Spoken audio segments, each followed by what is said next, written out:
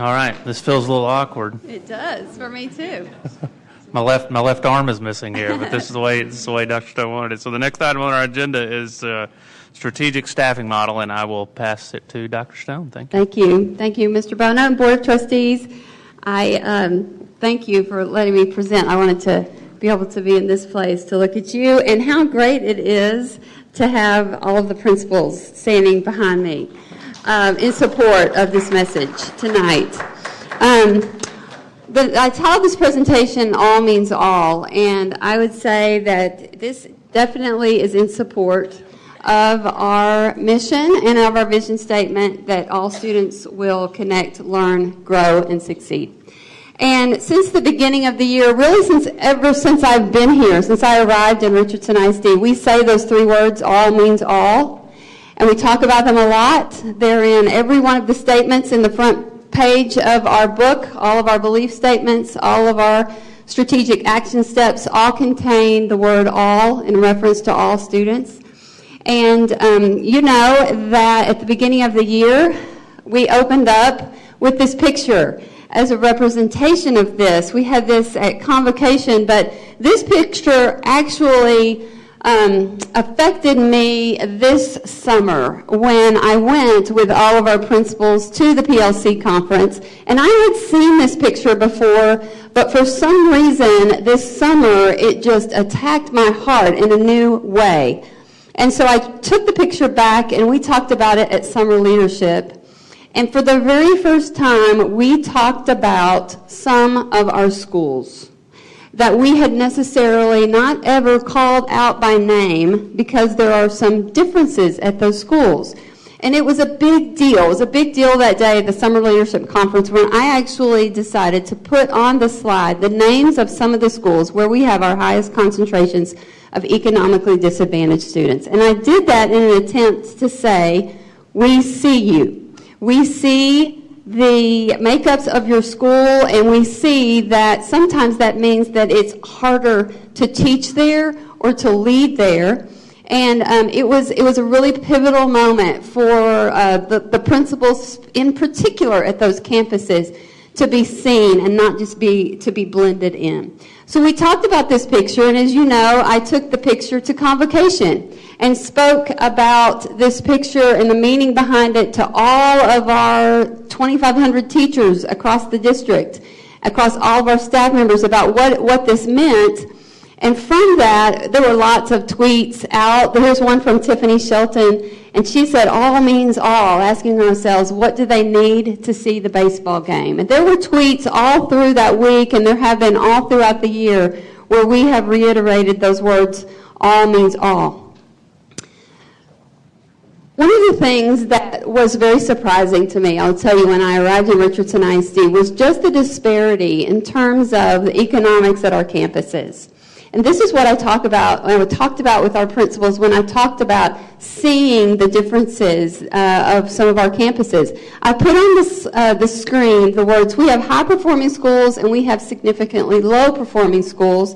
And I've put up two real campuses. These are two campuses in our district. We'll call them Campus A and Campus B. That last year in third grade reading, the percentage met standard, Campus A was at 88%. And Campus B was at 20%. That's a pretty big gap. That's a pretty big, glaring difference.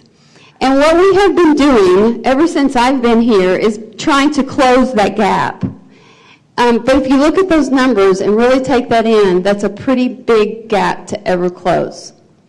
And so when I think about what we talk about, I ask myself, and I think we have to ask ourselves the question, are we really seeing all students? Are we being responsive to the needs of all students? If you think about it, convocation, go back with me to that activity that we did where we brought up our 10 employees up on the stage. And I asked them if 80% is a great enough goal, then which two of your students are going to fail?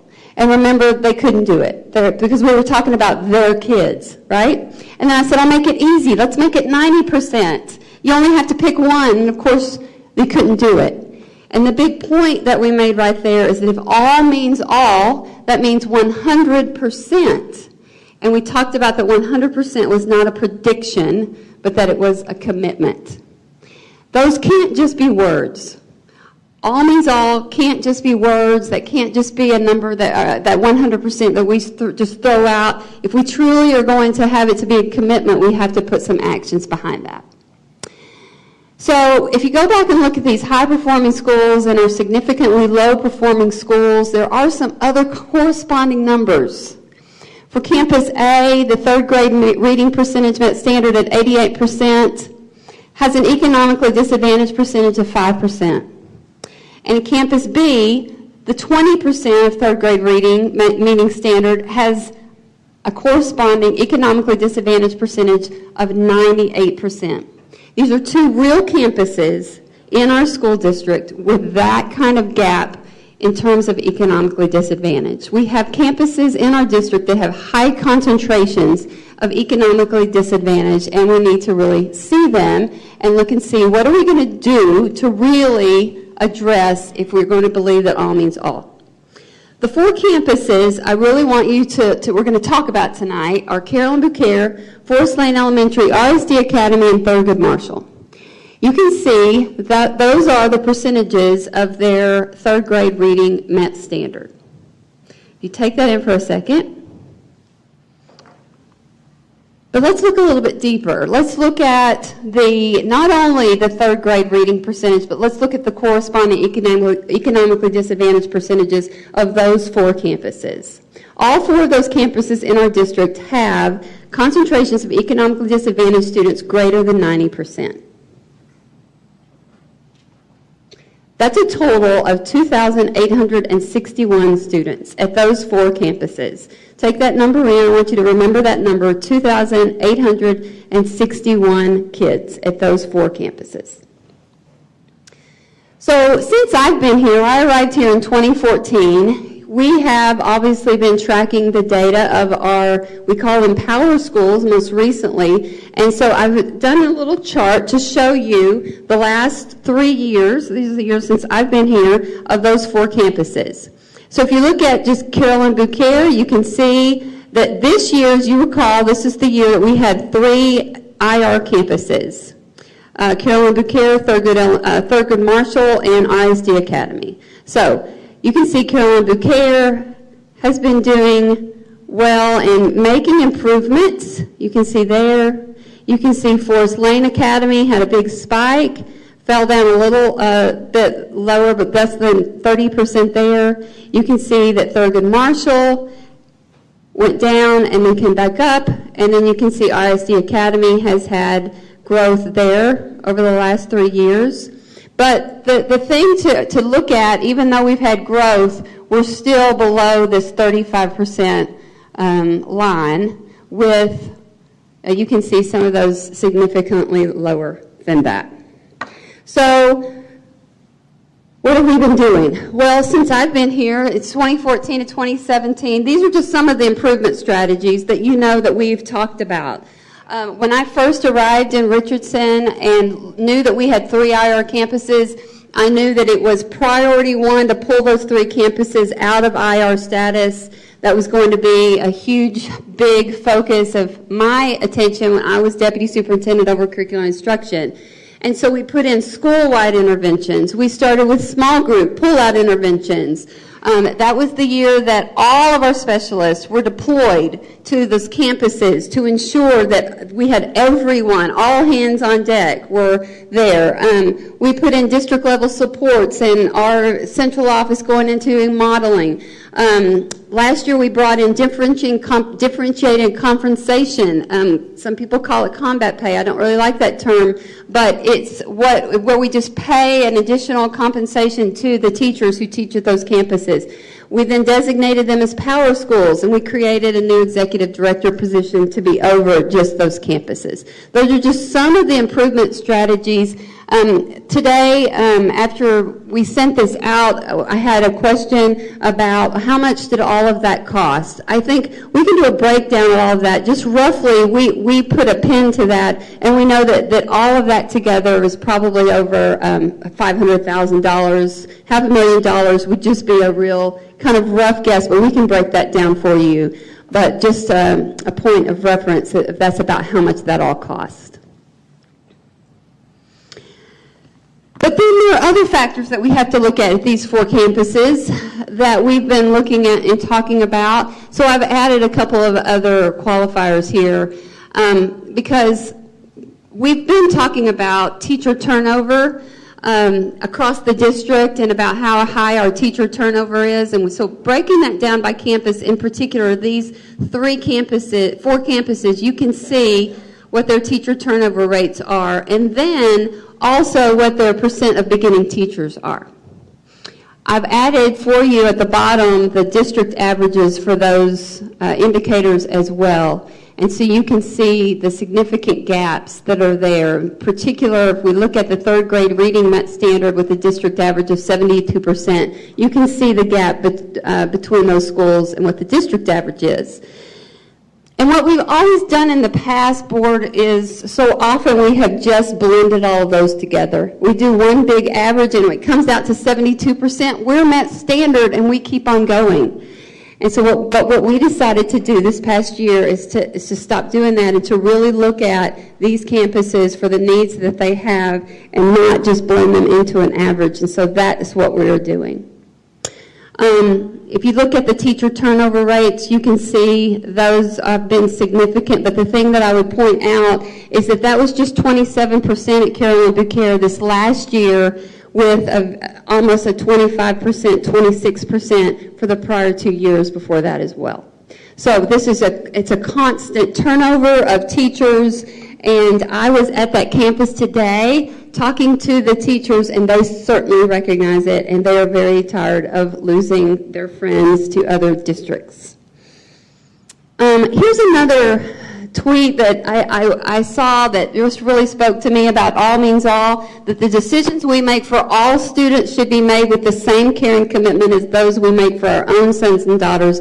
At-risk students demand our best efforts immediately, and I could not agree with that more. And I think if we really are going to make all means all really mean something more than just words in a tweet or on a website or in a mission statement, we have to do something differently, and that's what tonight is all about. I like this tweet that Heather Pineda tweeted out where she said, "Transformation, let's get everyone on the field." And so you can see how the picture has been transformed so that the fence is gone. And now all of the students all of the kids can just watch the baseball game safely standing on the field. That's 100% right there.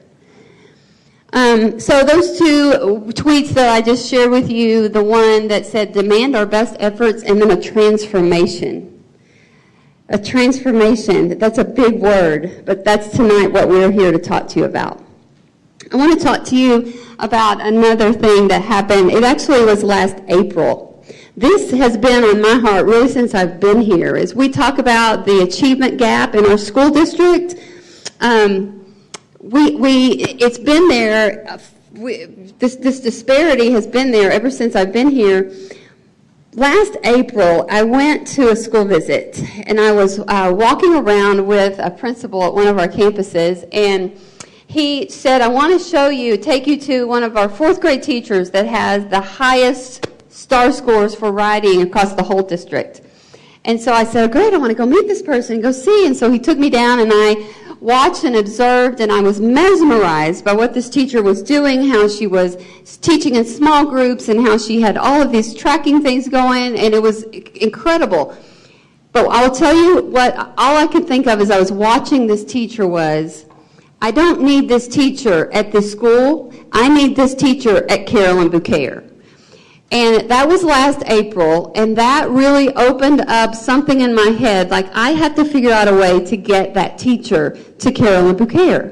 I have to find out a way. And so I wanted to go down and start to bargain with the principal. Will you let me take this teacher from your school and move them over where I know that I need them at Carolyn Bouquet? Because the other thing I would say is the principals who are behind me, I believe, are behind this thought that all means all. They see the disparity at the campuses in our district, and so they're right there with me and wanting us to really address and live by those words, all means all.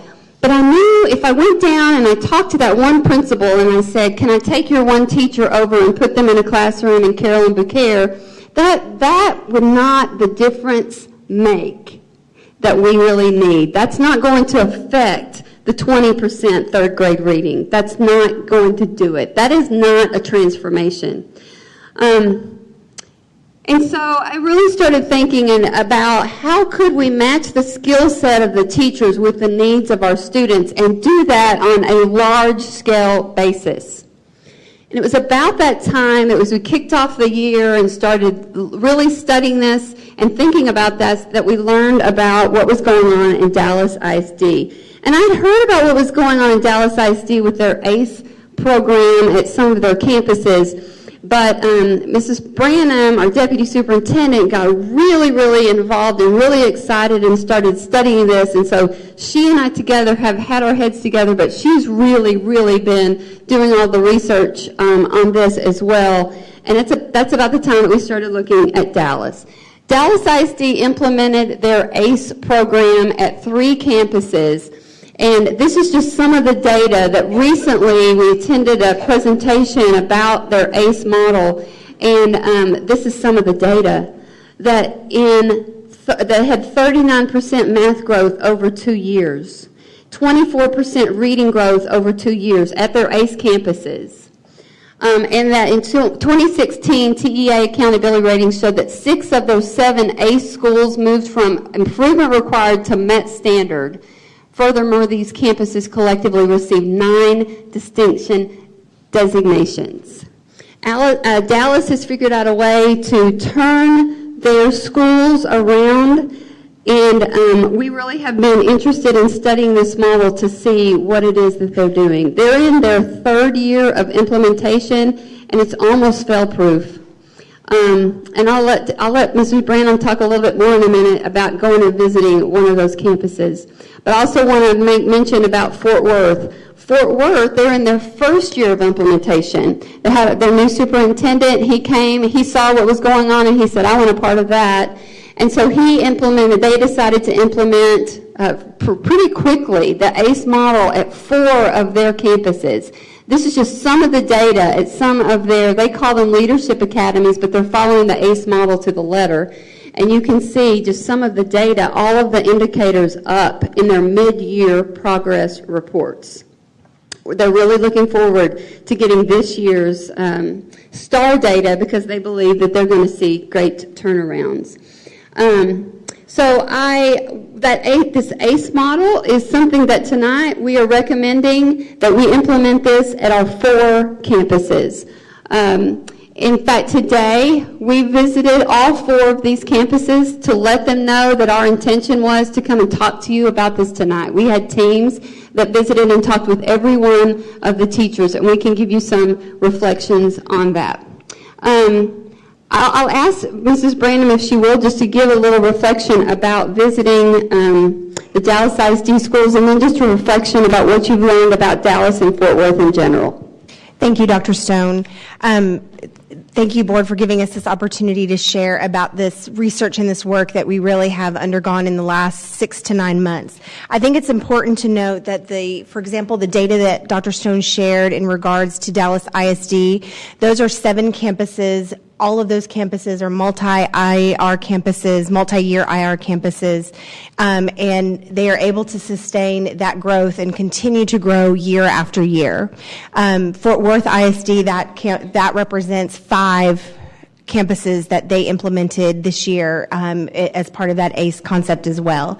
And I think as you visit the campuses, as you talk with the principals, what you hear is this notion that as that one teacher that we identified that was exemplary and amazing, to go over to a school and feel like I'm going to be able to cause a tipping point can sometimes feel overwhelming. However, when I'm one teacher that joins with an entire campus, that shares in the belief in the culture and has the professional development and the wraparound services and the supports, then I can feel like I'm making a significant difference. The practices that are involved in the ACE model, you feel it the moment you walk into the door, the moment you talk to the front office staff, when you are getting lunch or having your dinner served. There is a remarkable difference between that experience for our kids. And every staff member can speak to it.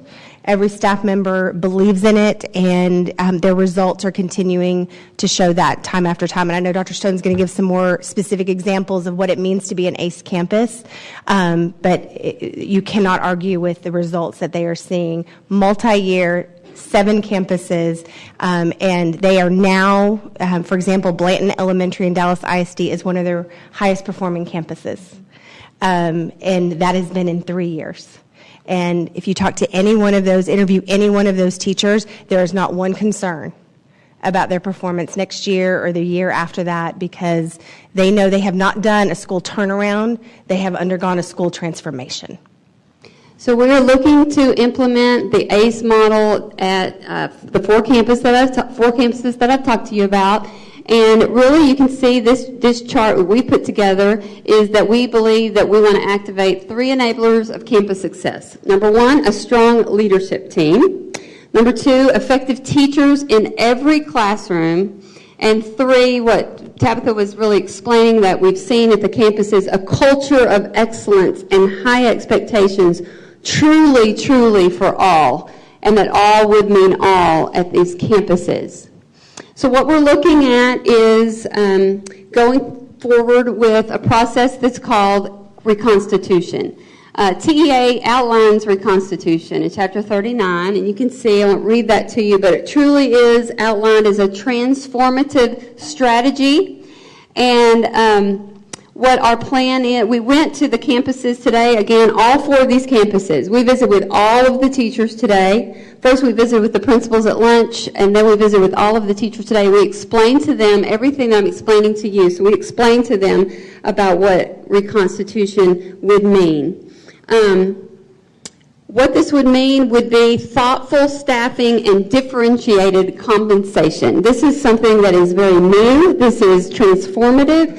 We've never done anything like this before, but what it means is we would go through a process of identifying our high-growth teachers, our principals, and support staff. And by reconstitution, we mean that every one of those positions at those campuses would open up for teachers, high-growth teachers, principals, and support staff to reapply for the positions at those campuses. And again, we explained this to all of those teachers today, answered all of those questions, and have a very good level of understanding about that. Also, there would be incentives for all of those staff members to go to those campuses, and that this would be a 3-year incentive program.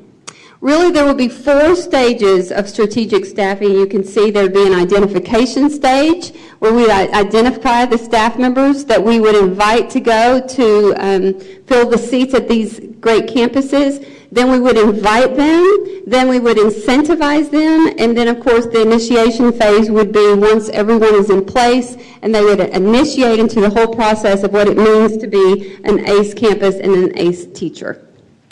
We're looking at, this is just an example of what the other districts have done, and we are looking to recommend that we would pay stipend examples of principals making an additional $1,500 at these campuses, and all teachers making an additional $10,000 for teaching at these campuses. And so, and there will be other incentive pay that we would roll out. But this is just an example of the stipends that we would start with for you to think about. So you may say, how will we pay for that when we already have revenue challenges? Well, we've been working on this for about this idea for about 4 or 5 months, since we really thought this is something that we embraced and wanted to do. And so what we have done, you can see what we've done. We've been working to identify our funding sources, and you can see them listed there so that we can pay for this without increasing the budget. So this is so important to us that a big portion of my Superintendent Enhancement Fund will go to fund this. We've done a lot of funding reprioritization to see what are critical things that where we could reallocate money to pay for this. The strategic compensation budget that's already been at these campuses, we would simply reallocate it to go to pay the ACE campus cost. And then you can see we've reallocated some additional title funding. So again, we believe that we know we'll be able to do this without asking for any additional funding for this. The cost of this will be roughly $3.2 million to fund this at all 4 of the campuses. And what that comes out to be is right at about $1,250 per student in terms of additional funding to meet the needs of the students at these campuses. I want to go back, though, and talk a little bit more about really what this practically would look like, because we described this to the teachers today, and they had a lot of questions, but at the very end of it, there was a deep level of understanding about that. So this also, so you know, and so all of our principals, I get this. This is the first time you're hearing this. I know that this is the first time that they're hearing this as well. But that's why we wanted them to come and to hear this presentation as well, so that they would understand this, and we'll revisit this with them on Wednesday. But in terms of the way that this would work, we would invite our identified teachers who have demonstrated growth in terms of their quality of growth to come to these campuses. And we would, again, we would, and the principals behind me right now are saying, okay, hold on a minute. That would mean that they're coming from my campuses. Yes, I feel the heat behind me. And so, yes, that's correct. We would invite our high-growth teachers to come and to teach at these 4 campuses and pay them accordingly to do so. We have really studied the way that it's been done, and we've made some decisions that we would cap off the number of teachers that we would take from any one campus. So we would not go in and take 10 teachers from any one campus. We would cap that at a small number, less than a handful of teachers from any one campus. And so that's what we commit to do. So other things, we had our administrators who went, Mr. Goodson, Dr. Goodson, Ms. Branham, and Ms. Payne today. Anything that y'all would like to share about the things that we talked about with the campuses today? I'll start with Ms. Payne. Would you like to share some of the things that we shared about this whole implementation with those campuses? I think one of the most important things that we shared is that our teachers are valued, and that it's important to understand that, because through this Reconstitution process, we want to make sure our teachers understand that they have a job in our ISD, and we want them to realize that. So that was a very important message, because to hear this, that you're going to potentially not be at the school that you currently are located, you want to know that you're valued. You are a good teacher, and we value you. So that was something that we really stressed with them today. And I would say that just at the campus that I was at Forest Lane Academy, there was a deep, deep love for the children. And that came across with every single teacher. Their greatest concern was wanting to know what was going to happen with their kids. And so that says the level of commitment of our teachers, because in the end, that's what they were concerned about, is the kids. I would totally agree. I was able to visit Thurgood Marshall Elementary this afternoon, and it's a lot to take in. And I know that the staff is still processing, but I agree with Ms. Payne. What was very clear is they love the students at their school. They want nothing but the best for the students at their school. This is transformational, to say the least. And sometimes transformation takes a little bit of time, But I do know that as we finished our conversation after staying and answering questions today, I also had several staff members that came up and said, this is going to be great. This is good. And I think that says a lot because, again, the focus is on the students. The focus is on the level of support that the students will receive moving forward as a result of this type of a structure. So, it's a lot to take in, but they definitely are focusing on the kids first and foremost.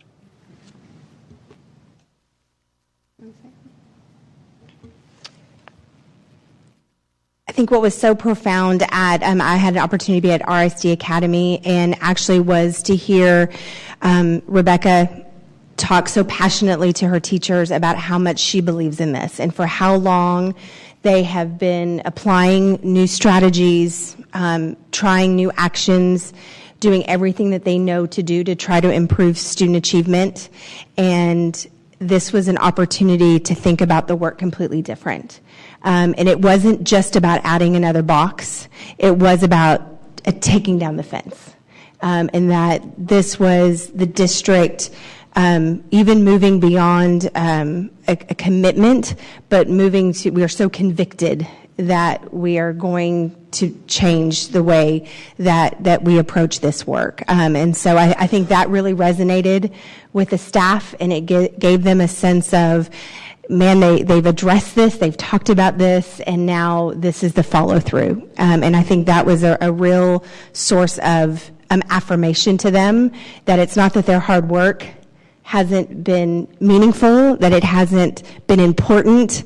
And Rebecca did a phenomenal job of, they are heroes today, and they will be our heroes tomorrow, and they will be our heroes next year. And that was just a really profound message. So I want to talk to you a little bit more about the ACE model and what that extra funding would pay for. Obviously, it would pay for the incentive pay for the teachers, the additional stipends for the administrators, all of the staff members there that would be included in that. There would be extended day. And so, Tabitha, why don't you talk a little bit about what that would look like? Absolutely. We will be extending the school day at these 4 ACE campuses by 1 hour, which allows for additional core time, specifically in the areas of language arts and mathematics. Again, recognizing that these students need more time to not only introduce new concepts, but also have processing time and opportunities to provide intervention as well within the school day. Do you want to address enrichments? As a part of that extended day, one of the things that we know is so important is to not just to close the achievement gap, but it's about closing the opportunity gap. And ensuring that students have experiences that they can draw from, for example, when they are writing that 4th grade writing star assessment. And so through the enrichment program, students will have an opportunity to be in clubs, academic UIL, experience things that are around the city that help them be inspired, help them see what possibilities exist, and give them experiences that they can draw from and the confidence that they can interact. In addition, the extended time in the enrichment also allows for time within the school day to provide some of those social emotional supports for our students who are experiencing crisis or trauma at home. How do I deal with anger? How do I deal with potential emotional depression and those other things? How do we equip that so that their mind is ready to take on the learnings of the day, and this extended time will provide them that opportunity. And then finally, we will also, what's really important about this is the deep professional development work and support that the staff will receive. It is an additional 10 days during the summer where the staff will be immersed as a team in professional development and everything from, as Dr. Stone said, first and foremost, culture.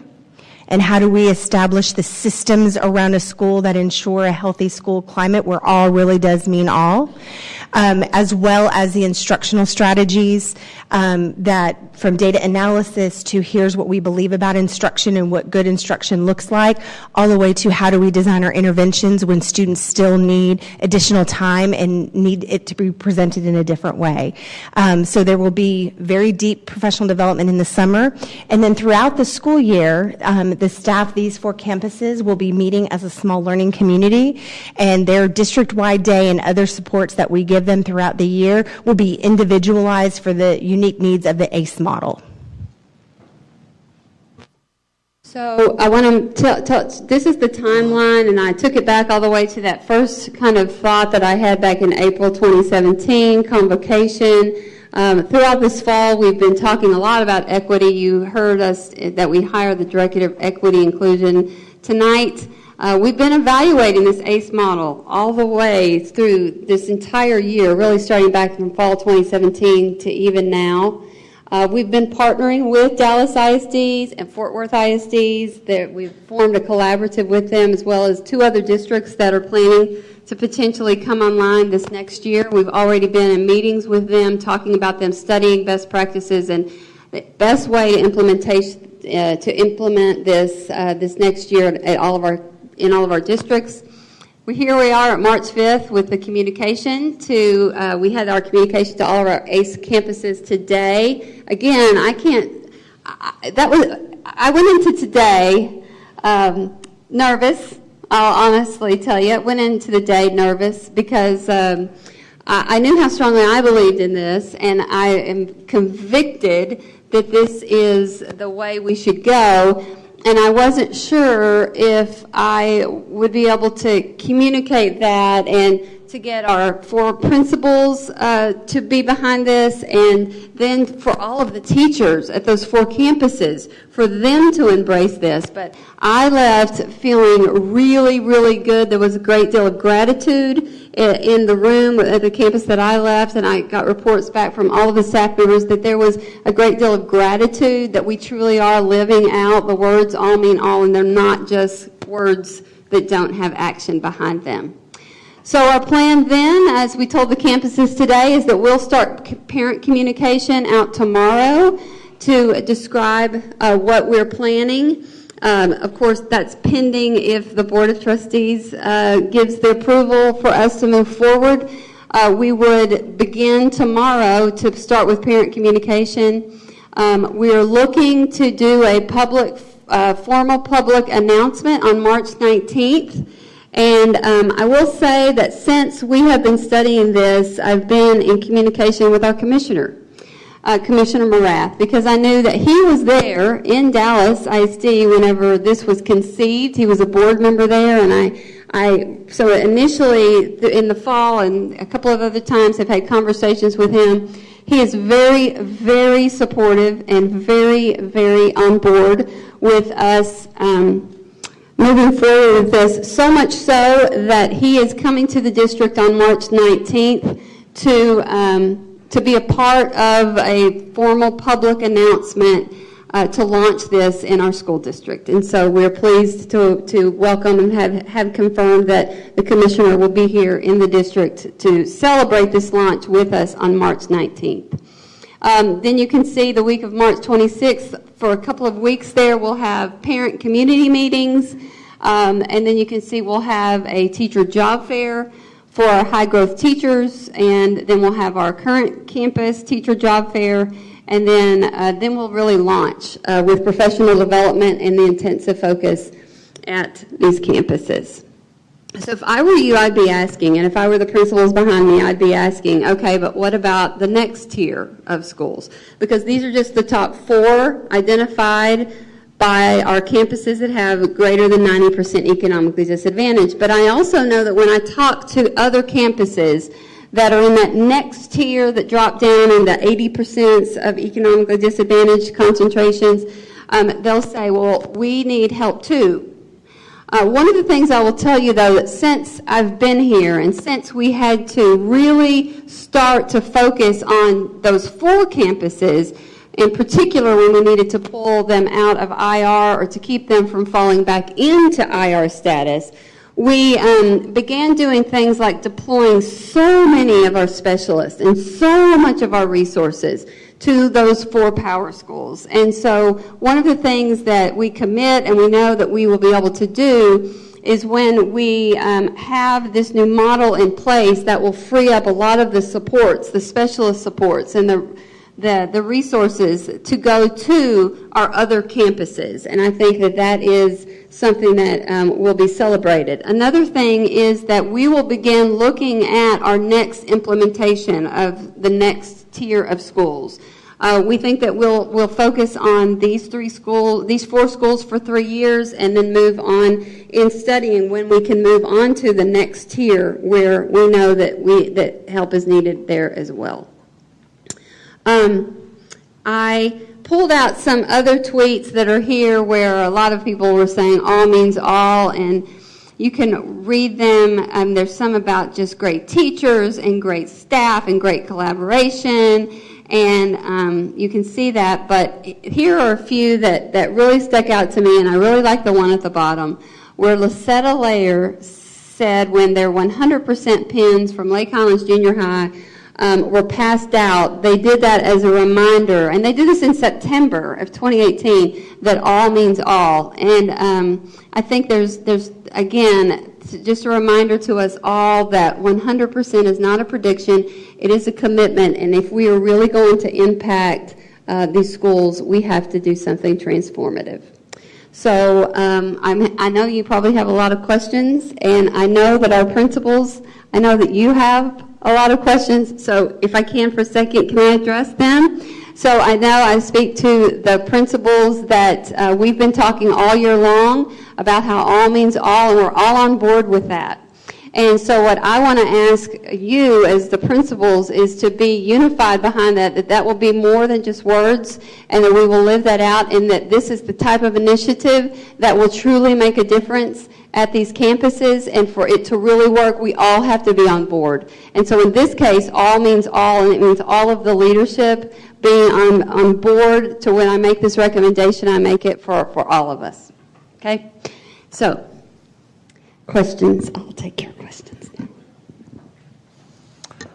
That was a lot. I'm sure there will be several. That was a lot. Yes. Great presentation, and thank you for the commitment to all of our students and the passion that you brought to that. So, board members, we'll open it up for questions. I know we're all digesting. Who would like to start? I'll throw it out. All right, Ms. Kastner. So tonight I saw this presentation through a historical perspective, Dr. Stone, and let me share this with you and with our principals and our staff that are out there that have been here a long time. Because I can remember 20 years ago, I heard Superintendent Dr. Bouquet proclaim at convocation, I think it was like 1999, that all children in RISD can and will achieve at the highest levels. And, out of that moment evolved all means all and not all means some in RISD. And you know what? We mean it and we believe it. And I'll tell you where there were, 30 slides here tonight, and the most powerful slide for me was the one that detailed the 2014 through 17 improvement strategies that actually extend way earlier in the time that I've been here, way back before 2014. That was my aha moment. Because what I've come to realize is that annual interventions, and despite our best intentions, that it's not enough to deliver on the promise of all means all. So I am, and I want everyone to hear this, I am so grateful for the nearly heroic efforts on the part of our teachers and our principals and our campus specialists and our administrators, and for the best practices in curriculum and instruction and all the passion and commitment that we've had, for our kids. But the challenges of these campuses require a systemic change and a transformation. And I've been sitting up here for 11 years, and as a board member and with my colleagues that sat on the board with me before, we knew we needed to make a change, but we weren't quite sure what that looked about. And we were willing to make that big transformative change. So Dr. Stone, what I think you have brought us tonight is that transformational change that we've been seeking. And it's great. I'm grateful for this path for our students because it's not only for the kiddos in elementary school, but without a transformational change, they won't be able to realize their success and it won't be able to be propelled through junior high and high school. But here's our biggest challenge. And I don't have any questions, but it's this: because transformational change is going to require systemic change, not just for us in this room, but it's throughout the district. That's because this is truly seismic. So we're all here tonight because we, all of us, the board, the staff, the principals, I'm so grateful for you guys, because we're going to have to take this out to our parents and to our community that's going to have to march with us on this change. But I know that we're all going to be called on to support this and contribute in our own ways to make this happen. So I think for me, the part that's really the most emotional is that 20 years later, this is our defining moment. And what we're going to decide is, are we going to stand together as a district and truly stand on all means all? And I think what we're going to do, and what I'm committed to doing, is in the great tradition of our ISD, we're going to march together unselfishly for all kids. For all kids. So what I want you to know tonight, and Mr. Bono, thank you for letting me share this on my heart, is that you have my support, because this is what we're going to have to do in order to change the lives and give these kiddos, all kiddos, a hope for a better life. So I don't have any questions. I know that there are going to be some tactical things that we're going to have to address going forward, but I have confidence in your leadership in terms of teachers doing the right thing for all campuses and all students, and I just look forward, and I'm grateful for the opportunity to be a part of this tonight. So thank you. And that. Thank you, Ms. Caston. Who's next? Mrs. Clardy. Thank you. Thank you, to your administrative team for working so diligently since last April to get to the point tonight to present to the board this ACE program. The sincerity of your words that you've repeated all year long, all means all, is evident with this excellent opportunity for our students. We've been given the responsibility to assure that all students have the opportunity for the best education possible in RISD. This program will give these students the boost they need to and be ready to walk in the doors of our junior highs and of our high schools. I believe that the ACE schools will build confidence in our students and allow them to push forward and become our future leaders. RISD strives for excellence, and I believe that this will create excellence in learning for Carolyn Bouquet, Thurgood Marshall, RISD Academy, and Forest Lane students.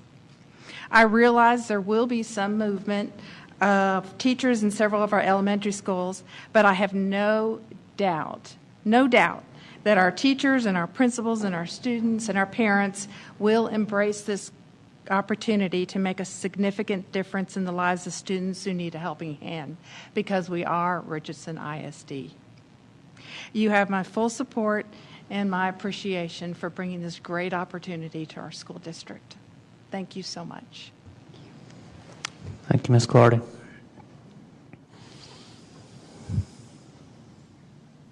Dr. Kewen. Would you like to come to this side of the horseshoe at this point? Keep glancing this Tough way. to follow. Go ahead. Thank you for the presentation tonight.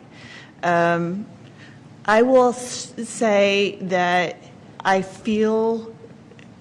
love what you said about the sincerity of her words. And when you talked about how it attacked your heart, every one of us in this room is convicted about equity and student success. And I think when I think through how you've led the district this year, asking people about their compelling why, that is always at the center, and the compelling why. And so for me, we can't keep telling those 3,000 students to wait.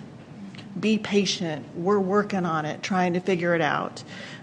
We all want, everyone in this room wants and expects that success for those students now. And I really appreciated what you said, because it is absolutely time to make all means all more than a slogan on a T-shirt, and to turn those words into action. And so I want to underscore what Ms. Caston said, because despite our very best efforts, those heroic efforts that we've had, we still haven't closed that achievement gap for those students.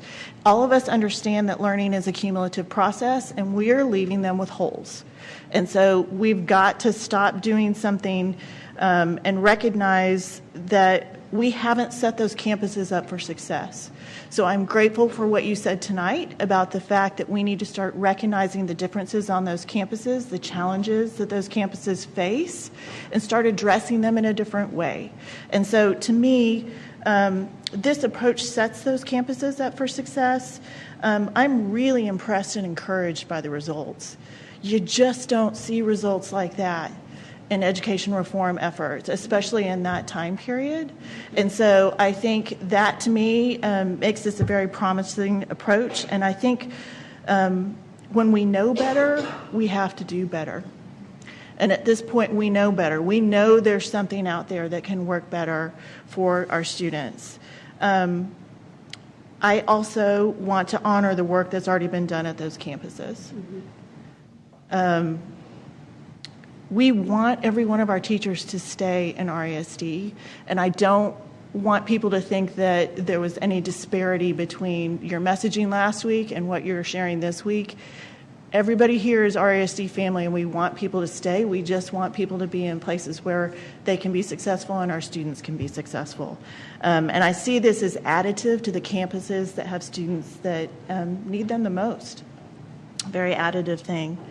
I guess the other thing that I would reflect on is that when I've talked to my friends who are teachers, they'll tell you they got into this profession to make a difference, right? It's very meaningful. It's a calling for them. And so to me, this allows those teachers to have the biggest impact possible with the students that absolutely need them.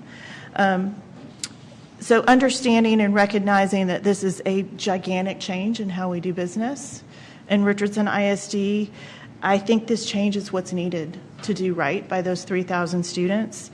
And I would just echo the words of my colleagues that you have my full support for this. It's going to be a transformative change, and those kind of changes are always difficult, but appreciate your leadership on this and the leadership of the people who work for our students every day. Thank you, Dr. Kuhn. Mrs. Patterson. Thank you for the courage.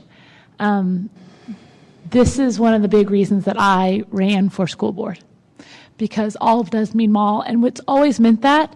But historically, RISD is not a district that you turn to and say, wow, they really make some bold moves in that district.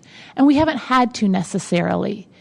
But things have continued to build and continue to build, and now is the time. And it's hard. Change is hard for everyone, but that's why we have all of these amazing leaders in this room right now. So whether you're administrator at one of these amazing campuses, one of these 4 amazing campuses, or one of the next tier campuses, or at a campus that isn't going to see ACE, but is going to be impacted by ACE, because you're going to have parents who say, how did you let that amazing teacher leave? Why did you let that amazing teacher leave? That's when we as a team have to come together and be a team. It's not about that teacher or that school or this school. It's about being a team. And just in the past year under your leadership, Dr. Stone, it's been amazing to follow, whether it's administrators in this room or others that are part of our district as teachers and support staff. There is this excitement and team culture that you can feel, and so this is putting that into place and really taking the actions to move forward as a team together. So thank you to all of the principals and administrators that are going to be working through this. This is an extra piece for your spring, for sure, that you may not have realized was there. So thank you to all of you for your efforts and for your belief in all means all and allowing us as a team together to charge forward with that piece.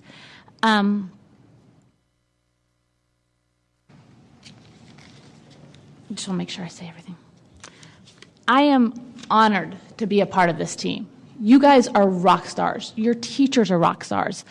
Those amazing teachers that might leave a campus will be replaced by another great teacher who has a different skill set, who you're going to get to know, and your parents and your students are going to get to know. And it may be a place where that teacher didn't have any idea or didn't have the opportunity because of the low teacher turnover to have an opportunity to go be a part of. So I fully support this. I love what my colleagues have said when we talk about, what did Ms. Caston say, standing together. Because this really is a time. Sometimes it's hard to stand together when it's so transformational, but it's never more important than it is right now for us to stand together. So thank you. I have one small question. Sure. My question is about communicating this to all of the campuses. So I'm appreciative of the letter that will go to the families at our 4 power schools that will become ACE campuses. But for the other campuses, because social media will allow this message to spread very quickly and likely before we all walk out the door this evening at whatever time that is.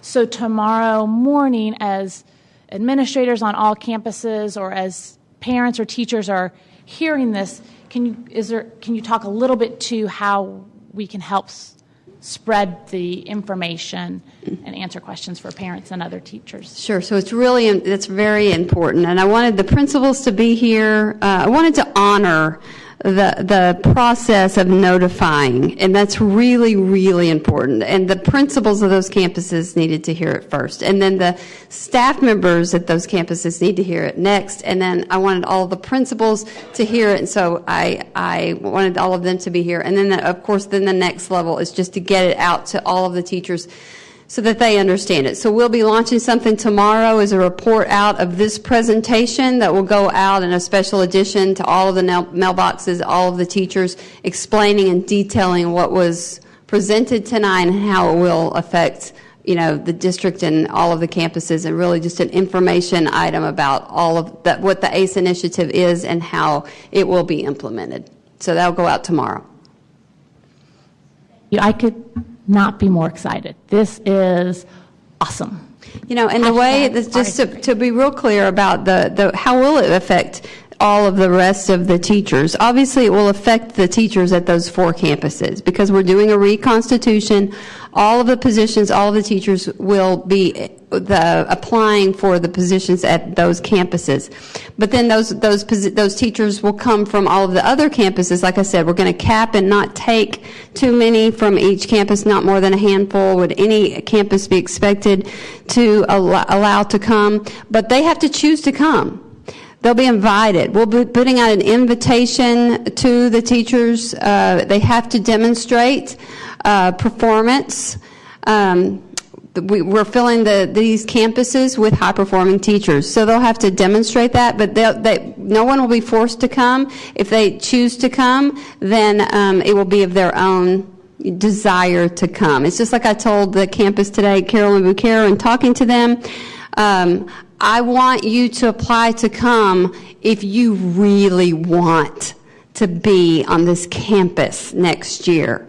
And I could talk to you about the survey data. You've seen some of the survey data about that we surveyed the teachers at some of the campuses and asked them if you had the opportunity to go to work at another campus, would you choose to do so? And a lot of them said that they would. And I think that's because it's hard. That's what we talked to them about today. It's just hard work, and they're tired. And admittedly, some of them said, I feel the fire going out, and I do need another opportunity. And they see this as an opportunity for us to allow them to have that graciously.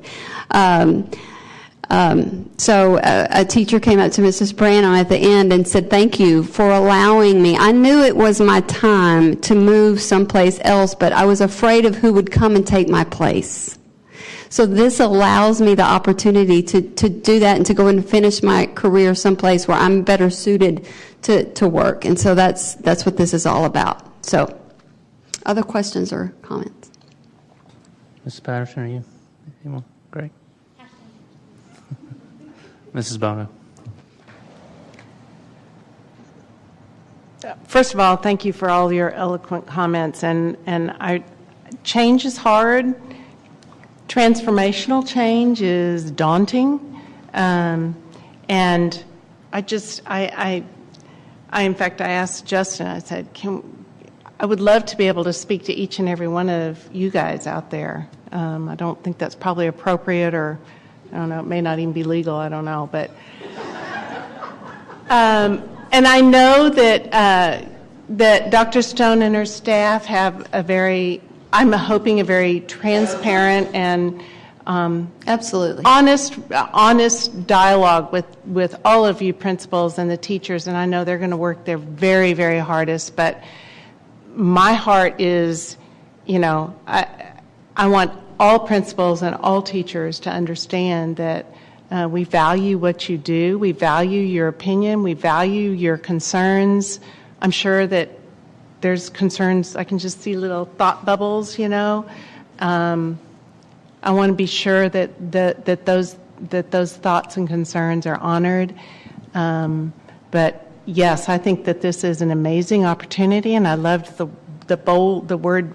How many times do you get to really be bold up here? Instead of just voting on minor things that we're doing. But this is huge. But I just want to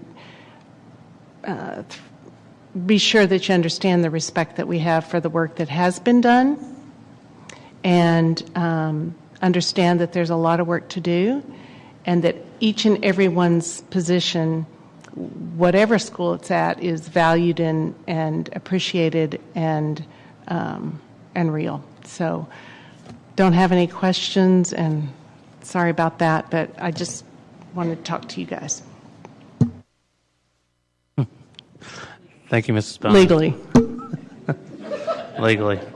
Legally is important. I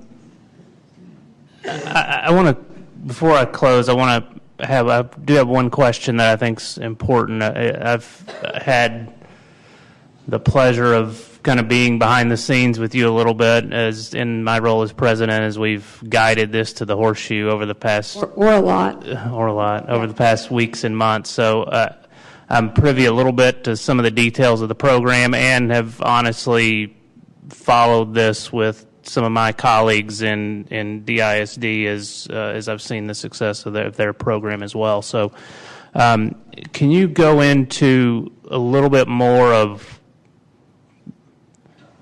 the components of the program itself for our students, specifically around, I think a couple of pieces that were missing from the description were meals and even some after school.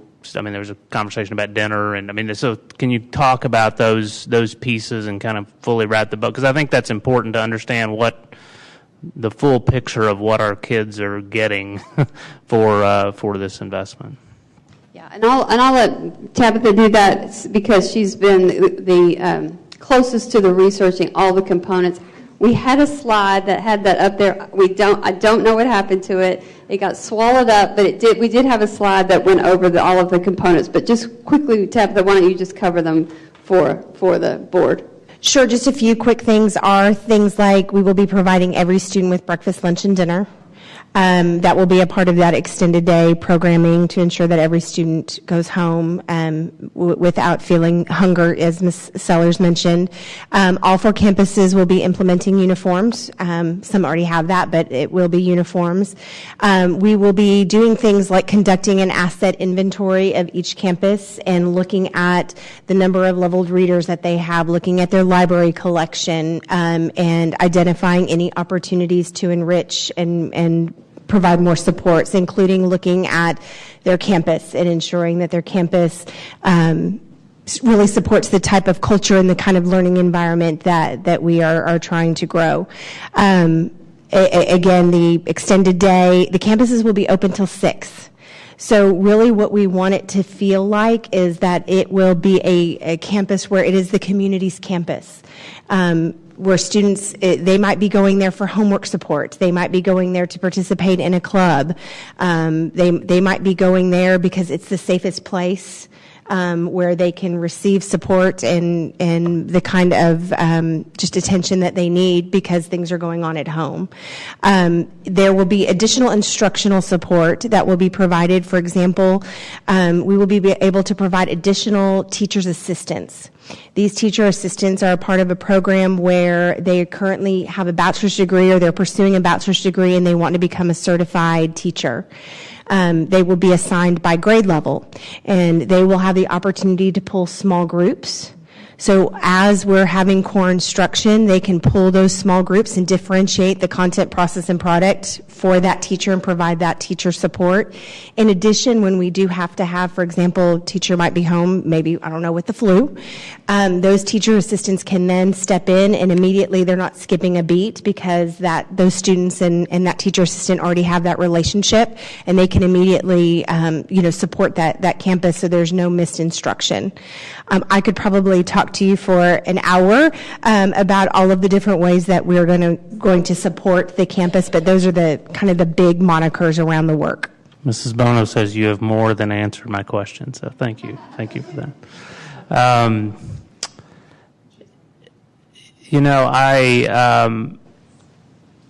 I've had the opportunity this year and, over the last 4 years since I've been on the board to be in most every one of our campuses and walk our buildings with our principals and see the great work going on, with our students every day. And there's not one of those visits that I don't walk away from being amazed at each one of you and the staff on your campuses and what you're able to do for our kids every day. It's, I can sit up here and do this job and do my day job in real estate, but there's no way I could be in a classroom every day. So you have my absolute admiration for what you do, and it's both my parents were educators, which many of you know. So it's given me even a greater appreciation for the dozens of years that they put into serving kids as well. So thank you for all that you do and for embracing this change and for seeing every single one of our kids. But I think what this is about for me, we've asked a lot of teachers on these campuses and on all of our campuses, and we've tried things along the way and tried to do different things. But at the end of the day, on these campuses and really more, and I'll talk about hopefully expanding this down the line, but we really can't continue to ask more of our teachers and our staff without giving them something in return. And so this is, I'm so thankful for you bringing this forward tonight, and I'm thankful to hear the support of my colleagues and look forward to this being our return to these campuses for the hard work that our teachers are already doing on those campuses and our staff are already doing on those campuses, and now the extra layer of supports that they're going to provide to our students. And the great thing about this is I want everybody to understand, this isn't a program we're taking a flyer on. I'll tell you, a lot of the things that we've tried on campuses, it's been things we've thrown out there saying, I hope this works. But Dr. Stone gave you a glimpse into the data that our neighbors have had with this program, and we've let them have a trial run at this for a few years, and their results have been amazing. And so I think it's always best when embarking on something like this to take best practices, and that's really what's happening here. So I want everybody to understand this is not something that we're taking a flyer on with a program. This is something that has had proven results for students at high-need campuses. I'm hopeful that we can find a way to address those, because there's campuses out there that are 88% economically disadvantaged that are looking at this and saying, my campus isn't a whole lot different from the one that's 90, or isn't measurably different from the one that's 90. So I know we have to start somewhere, and I agree with the logic around these four, but I'm certainly hoping that we can find a way to get to those other campuses as soon as possible. So, I guess I'd just close. I will tell you all, we get to know each other very well in this role, in what we do up here, and get to know you all. And I know we say all means all, and we believe it, and we want that to be the case, but that hasn't always in practice been the case. So I think what this recognizes tonight is that even though all means all, and we want all to mean all doesn't mean one size fits all. And for some of our students, that may mean $1,250 extra per kid to get them to where they need to be. And so you clearly have the support of the rest of our colleagues and rest of my colleagues, and you have my support. And am thankful for, as Miss Patterson said, for your courage to bring this forward, because I know this isn't easy. This will be, another layer of work on you and your staff and everybody here to manage through this transition. But it's the right thing to do for our kids at those schools, those 2,300 kids and change, and the ones that are going to show up there next year and the year after that and the year after that. So thankful for your leadership in bringing that forward, and look forward to supporting you along the way. Thank you. I want to close out this part of the presentation by asking if all the principals will just stand up. Because you all know my heart, and I say to you with full commitment, I can't do this without you. We can't do this without you, okay? We all have to stand together. I'd love to have the board and all of everyone to just stand up, because I really believe for this to be a true transformative moment in Richardson ISD, we truly all have to stand together in support of all means all. Thank you all, board, for your support. Thank you for all of the support you're going to give as we work through this together. Thank everyone for this presentation. I assume we'll take a break, maybe. Yeah. Thank you.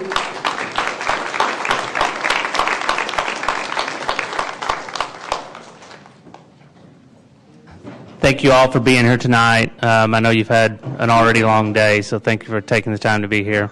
Let's take a quick, maybe 5 to 7 minute break. Try to start back up 8:55 or so.